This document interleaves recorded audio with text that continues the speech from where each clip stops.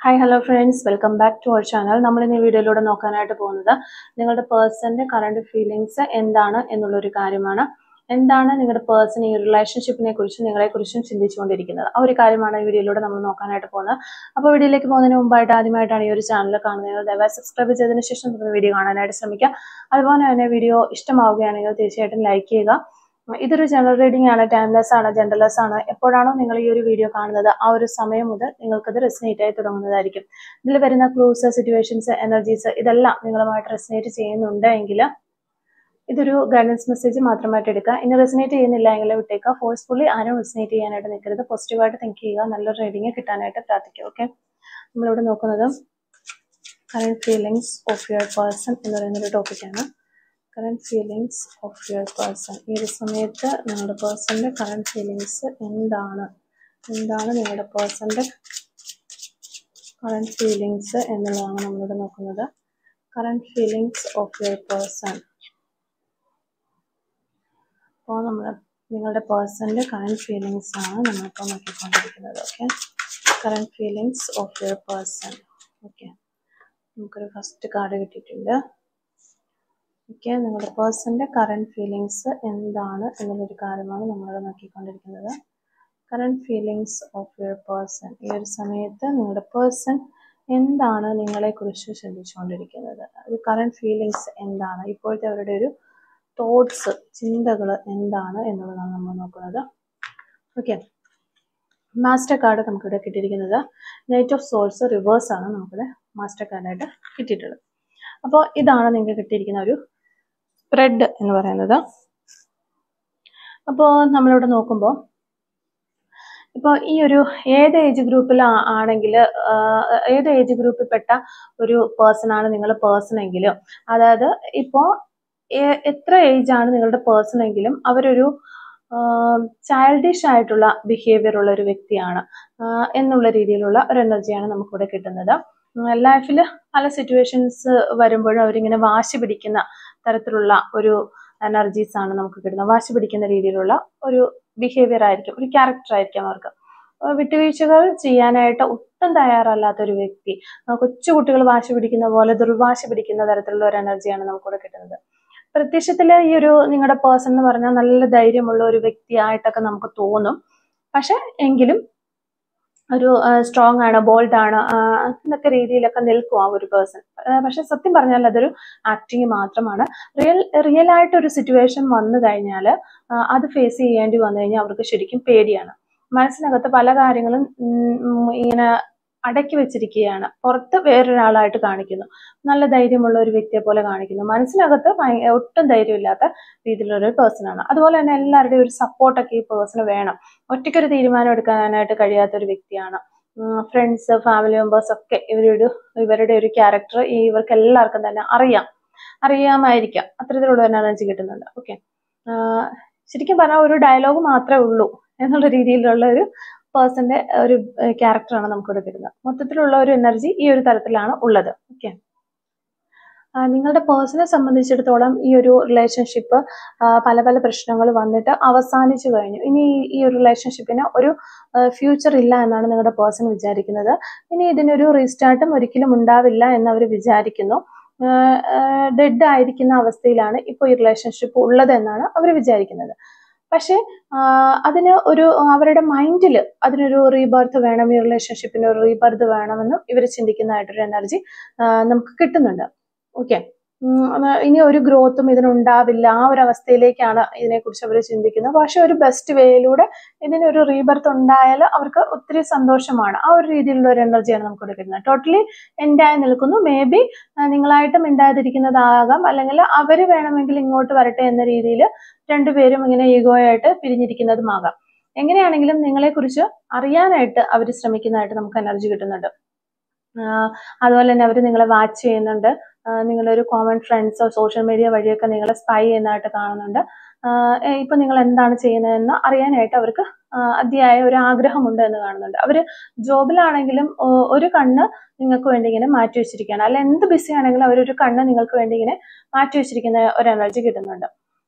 അപ്പോൾ പിന്നെ may be കുറച്ച് നാളായിട്ട് നിങ്ങൾ ഇവരെ ഒരു മൈൻഡ് ചെയ്യുന്നില്ലായിരിക്കാം, അല്ലെങ്കിൽ എന്തുകൊണ്ടാണ് നിങ്ങൾ മൈൻഡ് ചെയ്യാത്ത, അങ്ങനെ ഒരു രീതിയിൽ ചിന്തിക്കുന്നുണ്ട്. നിങ്ങളൊരു ലെസ് കോണ്ടാക്റ്റോ അല്ലെങ്കിൽ ബ്രേക്കപ്പോ ഒക്കെ ആയിരിക്കാം. എന്താണെങ്കിലും നിങ്ങളിപ്പോൾ അവരുടെ കാര്യങ്ങളൊന്നും മൈൻഡ് ചെയ്യുന്നില്ല, അവരുടെ പുറകെ കാര്യങ്ങൾ അന്വേഷിച്ച് പോകുന്നില്ല, നിങ്ങൾ മാറി നിൽക്കുകയാണ്. അതായത് നിങ്ങളുടെ മൈൻഡ് ഈ ഒരു പേഴ്സണോട് ഒട്ടും തന്നെ ഇപ്പോൾ അടുത്തല്ല ഉള്ളതെന്നാണ് കാണാൻ സാധിക്കുന്നത്. അവരോട് സ്നേഹം ഉണ്ടാവും, പക്ഷെ നിങ്ങൾ പോയിട്ട് നാണം കെടാനായിട്ട് നിൽക്കുന്നില്ല. അതുകൊണ്ട് തന്നെ നിങ്ങൾ നിങ്ങളുടെ ഒരു സേഫ് സോണിന് നോക്കി ഇങ്ങനെ മാറി നിൽക്കുന്നതായിട്ട് നമുക്കൊരു എനർജി വരുന്നു. ഇവിടെ നിങ്ങൾ ഇങ്ങനെ മാറി നിൽക്കുമ്പോൾ ഇവരെ നല്ല രീതിയിൽ അതൊരു നിരാശപ്പെടുത്തുന്നുണ്ട്. അവർക്കത് സഹിക്കാനായിട്ട് കഴിയുന്നില്ല. അവരെ എടുക്കാൻ നിങ്ങൾ ചെല്ലാത്തത് അവരെ വല്ലാതെ ഇങ്ങനെ വിരളി പിടിപ്പിക്കുന്നതായിട്ടാണ് കാണുന്നത്, പട്ടുപിടിപ്പിക്കുന്നു. അപ്പൊ അങ്ങനെ വരണമെങ്കിൽ നിങ്ങൾ ഈ ഒരു പേഴ്സണ് വേണ്ടിയിട്ട് ഒരുപാട് ടൈം ചിലപ്പോൾ ചിലവഴിച്ചിട്ടുള്ള ഒരു വ്യക്തിയായിരിക്കാം. അപ്പൊ അന്നൊക്കെ ആ ഒരു സമയത്തൊന്നും ഇവർക്ക് അതിനൊരു വാല്യൂ ഉണ്ടായിരുന്നില്ല. ഇപ്പൊ നിങ്ങൾ അവരെ അവോയ്ഡ് ചെയ്യുമ്പോൾ അവർക്ക് ശരിക്കും വിരളി പിടിക്കുന്ന പോലത്തെ ഒരു അവസ്ഥയാണ് ഉള്ളത് എന്നാണ് നമുക്ക് ഈ ഒരു കാർഡിലൂടെ കാണാൻ സാധിക്കുന്നത്. അതായത് ഈ ഒരു വ്യക്തിയെ ശരണം എന്നുള്ള രീതിയിൽ നടന്നിട്ടുള്ള വ്യക്തികളായിരിക്കാം നിങ്ങൾ. കണ്ണും പൂട്ടി ഇവരുടെ പുറകെ പോയിട്ടുള്ള ഒരു വ്യക്തികളായിരിക്കാനുള്ള ചാൻസ് ഉണ്ട്. അപ്പം അങ്ങനെ ഒരു വ്യക്തി ആയിരുന്നായിരിക്കും നിങ്ങൾ. ഇവിടെ ഇപ്പോൾ രണ്ടുപേരും അകന്നു നിൽക്കുന്ന ഒരു എനർജിയാണ്. അപ്പോൾ ഇവർക്ക് തീർത്തും ഒരു കെയർ കൊടുക്കാതെ നിങ്ങൾ മാറി നിൽക്കുന്നു. ഇവർക്കത് സഹിക്കുന്നില്ല എന്നതാണ് നമുക്ക് ഇവിടെ കിട്ടുന്ന ഒരു എനർജി. മേ ബി ഈ ഒരു റിലേഷൻ എൻഡ് ആകുന്നതിന് മുൻപ് നിങ്ങൾ നല്ല രീതിയിൽ ഈ ഒരു പേഴ്സന്റെ പുറകെ നടന്നിട്ടുണ്ടാകാം, അല്ലെങ്കിൽ മേ ബി നിങ്ങൾ ക്ഷമ ചോദിച്ചു ചെന്നിട്ടുണ്ടാകാം, അല്ലെങ്കിൽ അവരുടെ ഭാഗത്ത് തെറ്റുണ്ടെങ്കിൽ കൂടി അത് ക്ഷമിക്കാൻ തയ്യാറാണ് എന്ന് പറഞ്ഞ് അവരുടെ പുറകെ നടന്നിട്ടുണ്ടാകാം. പക്ഷെ ഇപ്പോൾ നിങ്ങൾ അതിനൊന്നും പോകുന്നില്ല. അവർക്കൊരു പിടുത്തവും കൊടുക്കാത്ത രീതിയിൽ നിങ്ങൾ മാറി നിൽക്കുന്നു. അങ്ങനെയുള്ള കാര്യങ്ങൾ ഈ ഒരു പേഴ്സണ് കൂടുതൽ അക്സെപ്റ്റ് ചെയ്യാനായിട്ട് പറ്റുന്നില്ല. പാസ്റ്റ് ഈ റിലേഷൻഷിപ്പ് എൻഡ് ആയതിന്റെ കാരണം വ്യക്തമല്ല, എങ്കിലും ഇവർക്ക് പെട്ടെന്ന് നിങ്ങളെ അപ്രോച്ച് ചെയ്ത് വരാൻ പറ്റാത്ത കുരുക്ക് ഇവർ ഒപ്പിച്ചു വെച്ചിട്ടുണ്ട്. സോ എന്തുകൊണ്ട് അവൈലബിൾ അല്ല എന്ന് ചോദിക്കാനുള്ള ഒരു വോയിസ് ഈ പേഴ്സൺ ഇല്ല. നിങ്ങൾ എന്തുകൊണ്ട് അവർക്ക് അവൈലബിൾ ആകുന്നില്ല അങ്ങനെ ചോദിക്കാനുള്ള ഒരു വോയിസ് അവർക്ക് ഇല്ല എന്നാണ് കാണുന്നത്. പഴയതുപോലെ ഒരു ക്വസ്റ്റ്യൻ അല്ലെങ്കിൽ ഒരു എക്സ്പ്ലനേഷൻ ആവശ്യപ്പെടാൻ പറ്റാത്ത ഒരു രീതിയിലുള്ള എന്തോ ഒരു പ്രശ്നം അവർ ഒപ്പിച്ചു വെച്ചിട്ടുണ്ട്. അതുകൊണ്ട് അതിനും അവർക്ക് കഴിയുന്നില്ല. അപ്പൊ ശരിക്കും ഇവിടെ എത്ര ആട്ടി ഓടിച്ചാലും അവർ എവിടെയും പോകാനായിട്ട് പോകുന്നില്ല. നമ്മുടെ പുറകെ തന്നെ ഇങ്ങനെ ചുറ്റിത്തിരിഞ്ഞുകൊണ്ടിരിക്കും എന്ന രീതിയിൽ നമ്മളൊരു വ്യക്തിയെ കുറിച്ച് ചിന്തിച്ചു കഴിഞ്ഞാൽ പതിയെ ആ വ്യക്തി നമ്മളിൽ നിന്ന് സ്വയം ഒഴിഞ്ഞു പോകുന്നു.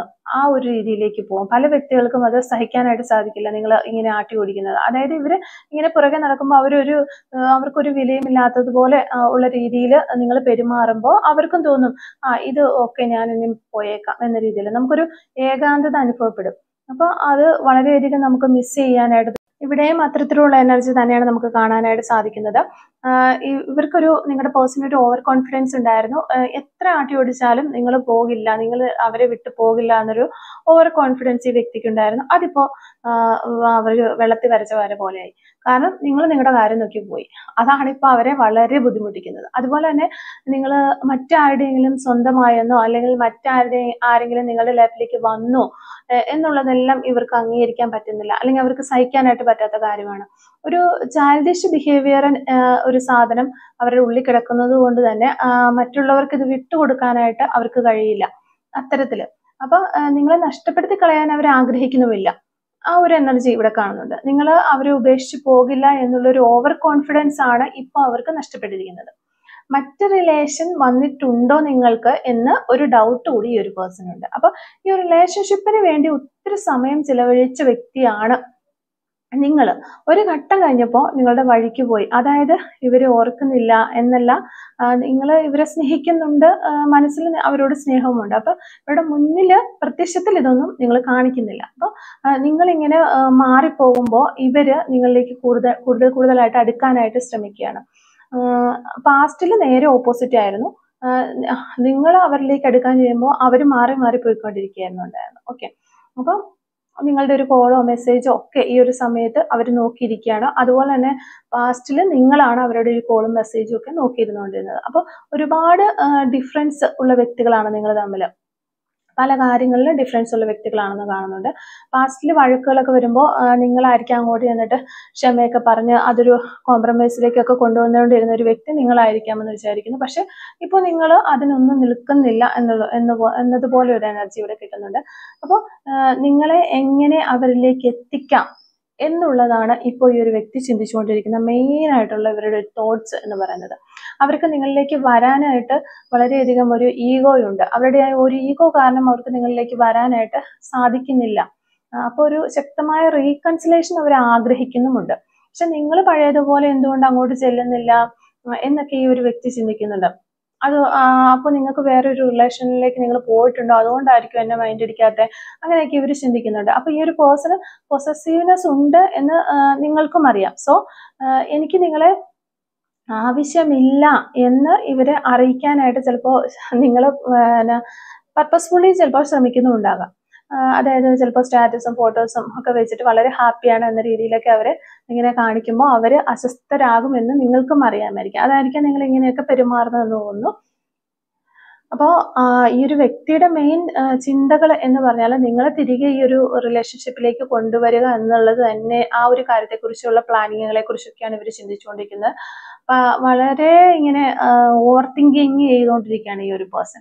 ഇവർക്ക് ഇവരുടെ ഭാഗത്ത് നിന്ന് നിങ്ങളോട് കാണിച്ചതിൽ എന്തോ ഒരു ഇൻജസ്റ്റിസ് ഉണ്ട് എന്ന് സ്വയം അറിയുന്ന വ്യക്തികളാണ്. പക്ഷെ അത് അവരായിട്ട് വന്ന് തെറ്റേറ്റ് പറയാനോ വീണ്ടും നിങ്ങളെ ക്ഷമിക്കാനോ അങ്ങനെ ഒക്കെ ഒന്ന് മടി പിടിച്ച് നിൽക്കുകയാണ് അവര്. നിങ്ങൾ അവരിലേക്ക് ചെല്ലുവാണെങ്കിൽ ചിലപ്പോൾ അവര് പെട്ടെന്ന് തന്നെ വന്നിട്ട് ഒരു റീകൺസിലേഷൻ അല്ലെങ്കിൽ ഒരു റീസ്റ്റാർട്ടിലേക്ക് പോകാവുന്ന രീതിയിൽ ഇങ്ങനെ നിൽക്കുകയാണ്, താന്ന് തരാം എന്നുള്ള രീതിയിൽ നിൽക്കുകയാണ്. അല്ലാതെ ആ ഒരു പേഴ്സണായിട്ട് നിങ്ങളിലേക്ക് വരാനായിട്ട് അവര് ഇങ്ങനെ വെയിറ്റ് ചെയ്യുകയാണ്. നിങ്ങൾ ഇനി ചെല്ലട്ടെ എന്ന് പറഞ്ഞ് ഇവരിങ്ങനെ വെയിറ്റ് ചെയ്യുന്നതായിട്ടൊരു എനർജി കിട്ടുന്നുണ്ട്.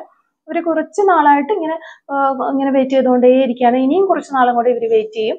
ഒരു രക്ഷയുമില്ല എന്ന് കാണുമ്പോൾ നിങ്ങളിലേക്ക് തന്നെ വരിക ചെയ്യും എന്നുള്ളതാണ് നമുക്ക് ഇവിടെ കിട്ടുന്ന ഒരു എനർജി. ഓക്കെ, അപ്പോൾ ഈ ഒരു നിങ്ങളുടെ ഈ ഒരു റീസൈക്ലിങ് ഇപ്പോൾ ഈ ഒരു സമയത്ത് എൻഡ് ആകാനായിട്ട് പോകുന്ന പോലെ ഒരു എനർജി നമുക്ക് കിട്ടുന്നുണ്ട്. അപ്പോൾ ആരെങ്കിലും ഒരാൾ ഒരു ആക്ഷൻ എടുക്കും എന്നുള്ളത്. അപ്പോൾ നിങ്ങൾ ഇനി ഒരു ആക്ഷൻ എടുത്തില്ലെങ്കിൽ തന്നെ നിങ്ങളുടെ പേഴ്സൺ ഒരു ആക്ഷൻ എടുക്കും.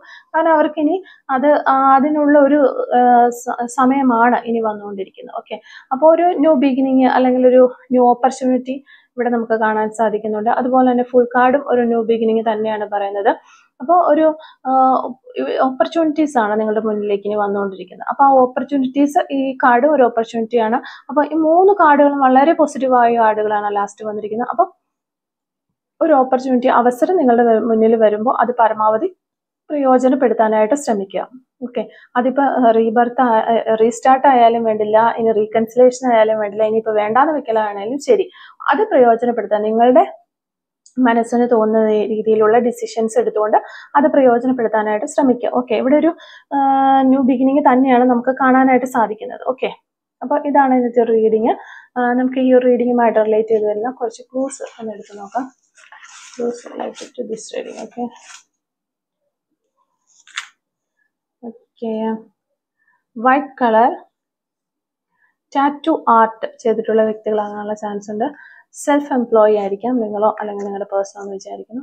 മോൾ ഓൺ റൈറ്റ് ഹാൻഡിൽ മറകുള്ള വ്യക്തികളാകാനുള്ള ചാൻസ് ഉണ്ട്. എറണാകുളം ജില്ല, February month, May month, number 39, letter V, second stud ഇട്ടിട്ടുള്ള വ്യക്തികളാകാനുള്ള ചാൻസ് ഉണ്ട്. ലെറ്റർ യു, 1992 എന്ന് പറയുന്നൊരു വർഷം ഇവിടെ കിട്ടുന്നുണ്ട്. ഗോൾഡൻ കളർ, കോട്ടയം ജില്ല. ഓക്കെ, സെപ്റ്റംബർ മന്ത് നമുക്കിവിടെ കിട്ടുന്നുണ്ട്. എബ്രോഡ് ഉള്ള വ്യക്തികളായിരിക്കാം നിങ്ങളോ നിങ്ങളുടെ പേഴ്സണോ എന്ന് വിചാരിക്കുന്നു. Letter M, number 44, acting, this month ഈ മാസം എന്ന് പറയുന്നൊരു പോസിബിലിറ്റി കിട്ടുന്നുണ്ട്. യോഗ എന്ന് പറയുന്നൊരു ക്ലൂ നമുക്കിവിടെ കിട്ടുന്നുണ്ട്. You can trust. Okay, 1982, red colour നമുക്കിവിടെ കിട്ടുന്നുണ്ട്. ആലപ്പുഴ ജില്ല നമുക്ക് കിട്ടുന്നുണ്ട്. അതുപോലെ തന്നെ നമ്പർ 52 നമുക്ക് കിട്ടുന്നുണ്ട്. 2005 എന്ന് പറയുന്നൊരു വർഷവും നമുക്കിവിടെ കിട്ടുന്നുണ്ട്. യു ക്യാൻ ട്രസ്റ്റ് വീണ്ടും നമുക്കത് കിട്ടുന്നുണ്ട്. 1997 എന്ന് പറയുന്ന വർഷം കിട്ടുന്നുണ്ട്. ചെസ്. ഓക്കെ, സപ്പോർട്ടീവ് എന്ന് പറയുന്നൊരു ക്ലൂ കിട്ടുന്നുണ്ട്. ഫുട്ബോൾ എന്ന് പറയുന്നൊരു ക്ലൂ കിട്ടുന്നുണ്ട്. 1 month എന്ന് പറയുന്നൊരു പോസിബിലിറ്റി നമുക്ക് കിട്ടുന്നുണ്ട്. ഏപ്രിൽ മന്ത് ഒരു പോസിബിലിറ്റി ആണ്. നെക്സ്റ്റ് മന്ത് എന്ന് പറയുന്ന ഒരു പോസിബിലിറ്റി കിട്ടുന്നുണ്ട്. അതുപോലെ തന്നെ ടീച്ചർ എന്ന് പറയുന്ന ക്ലൂ കിട്ടുന്നുണ്ട്. നമ്പർ 25 നമുക്കിവിടെ കിട്ടുന്നുണ്ട്. 1111 എന്ന് പറയുന്ന ഒരു ഏഞ്ചൽ നമ്പർ കിട്ടുന്നുണ്ട്. ഗവൺമെന്റ് സർവീസ് എന്ന് പറയുന്ന ഒരു ക്ലൂ നമുക്കിവിടെ കിട്ടുന്നുണ്ട്. അപ്പോൾ ഇത്രയും ക്ലൂസ് ആണ് ഈ ഒരു റീഡിങ്ങുമായിട്ട് റിലേറ്റ് ചെയ്ത് നമുക്ക് കിട്ടുന്നത്. അപ്പോൾ ഒരു ക്ലൂസും റീഡിങ്ങും ഒക്കെ നിങ്ങളുമായിട്ട് റെസനേറ്റ് ചെയ്യുന്നുണ്ടെങ്കിൽ തീർച്ചയായിട്ടും കമന്റ് വഴി അറിയിക്കാനായിട്ട് ശ്രമിക്കുക. അതുപോലെ തന്നെ റീഡിങ് നിങ്ങൾക്ക് ഇഷ്ടമാവുകയാണെങ്കിൽ തീർച്ചയായിട്ടും ലൈക്ക് ചെയ്യുക, മറക്കാതെ സബ്സ്ക്രൈബ് ചെയ്ത് സപ്പോർട്ട് ചെയ്യുക. Thank you for watching.